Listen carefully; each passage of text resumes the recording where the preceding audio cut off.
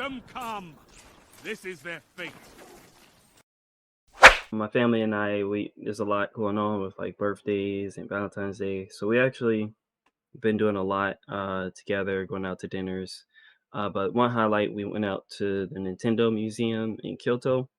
Yep. That Mhm. opened up, I think, last year, November-ish. And yeah, so let me just start from the front. It's Nintendo, so they're gonna make you go through a lot of hoops. Some of it is to prevent scalping. Some of it is just because I think they like to see people jump through hoops. To get your tickets for the museum, you got to go on their website. You're gonna sign up for a lottery, and it's gonna pull your ticket. And when it pulls you, you have like 24 hours or whatever to secure your spot. So my wife put us in the lottery back in December, and it pulled tickets for February.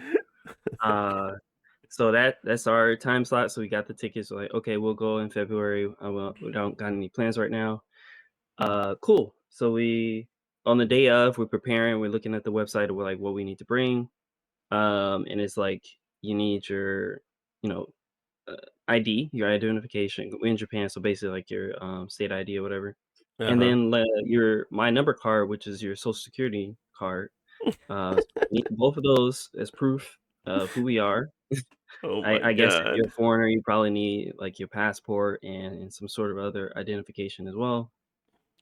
Anyways, we go out to Kyoto. It's in the middle of nowhere because the museum is not in the city center. It's like maybe 30 minutes to the south, so it's real Oh, remote, not a whole lot out there, but the museum and like a couple small little cafes and shops.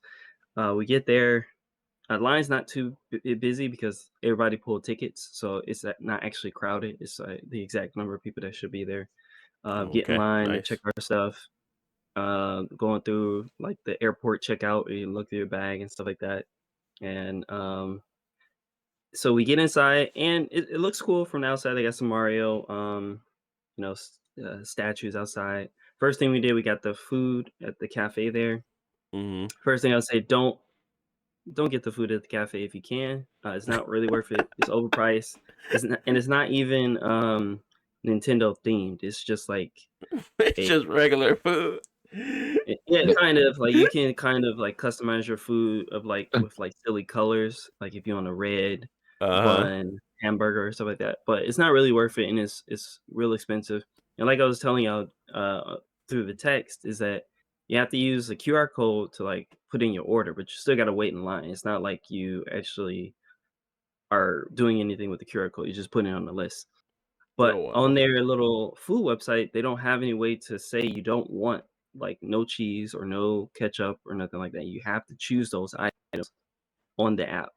And so I was like, "Okay, what if somebody can't eat this stuff? Like, I gotta put onions on my thing?" I was like, "Well, no. Once you put in your order, you can go up to the cash register and request them to not put it on. But you just can't put that in the app, so you can just completely skip that step." Oh, But, wow. that just seemed on brand for, Nintendo.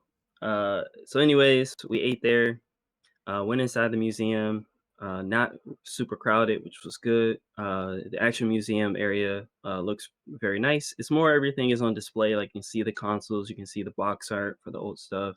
You see all the different controllers, all the different colors and accessories they had over the years. They give, like, a timeline. They got a little bit of a, sales breakdown. They don't give it, like, sales numbers, but they'll say, like, "Oh, in America, 50% of our sales, for, like, the Wii were from America," or something like that. Mhm. So, yeah, it was cool to see everything. There are no pictures allowed in the actual museum area, which, you know, some museums are like that, but, yeah, I guess it's also a Nintendo thing to do. Yeah, and they also got some of their weirder experiments, like, house appliances or stuff like that. Once you go through the museum, there's a bottom floor which has like an arcade. And basically, with your ticket, you get 10 tokens to spend on the arcade. And some games are more expensive than others. Some of the highlights, I guess, there's one section where they have a really like a giant controller, and two Mhm. people can play together. So one person is using the D-pad, the other person is using buttons, and you're trying to play something like a kart or trying to beat Bowser on Mario 64 or trying to I think there's like a Wii Sports one as well. So yeah, there that was pretty fun. It's one of the more expensive games, but like if you go with your family, try to work as a team to see if you can do this challenge. It's really hard for most games because you're gonna be super uncoordinated on this giant controller. Yeah. But that was fun, and the are free. Well, our kid is young, so she's free, so she can just jump on the games without using any tickets with us. Nice. Then they got like a light gun thing where you shooting at like the Bowser's minions to get points. That was pretty fun. And then they got some kind of generic like arcade games, or like if you want to pay your tickets to play a Nintendo 64 game for 10 minutes. That seemed like a scam to me.